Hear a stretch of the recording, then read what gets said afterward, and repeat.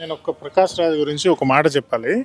జేఎన్యూలో భారతదేశ పార్లమెంటు మీద దాడి చేసినటువంటి ఉగ్రవాదికి ఉరి తీసినటువంటి సందర్భాన్ని గుర్తు చేస్తూ ఉమర్ ఖలీద్, కన్హయ్య కుమార్ అనేటటువంటి ఇద్దరు స్టూడెంట్స్ ఉరి తీసేటటువంటి ఉగ్రవాదికి సపోర్ట్ చేస్తూ స్లోగన్స్ ఇచ్చారు.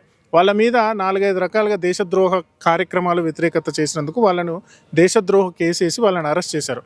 అట్లాంటి ఉమర్ ఖలీద్ అనేటటువంటి వ్యక్తి మీద దేశద్రోహం కేసు ఎత్తేసి ఆయన్ని జైలు నుంచి రిలీజ్ చేయాలి అనేటటువంటి ప్రకాష్ రాజ్ అనేటటువంటి వాడు మాట్లాడుతున్నాడు. ఉగ్రవాదులకు, ఏర్పాటువాదులకు, దేశ విచ్ఛిన్నకర శక్తులకు ప్రకాష్ రాజ్ అనేటటువంటి వాడు మద్దతు ఇస్తున్నాడు. వాడిని ఏదైనా ప్రెస్ మీట్లో కనుక ఇలాంటి సందర్భాల్లో ఏదైనా ప్రెస్ మీట్లో చూస్తే ఖచ్చితంగా చెప్పు తీసుకొని కొడతాను నేను. వాడు ఎక్కడ కనబడితే అక్కడ, రోడ్డు మీద కనబడ్డా, ప్రెస్ మీట్లో కనబడ్డా వాడు ఇక్కడికి వస్తున్నాడని తెలిస్తే ప్రకాష్ రాజ్ గారిని చెప్పులతో కొట్టి, గాడిద మీద గుండు కొట్టి, బొట్లు పెట్టి ఊరేగిస్తారు హిందూ సమాజము.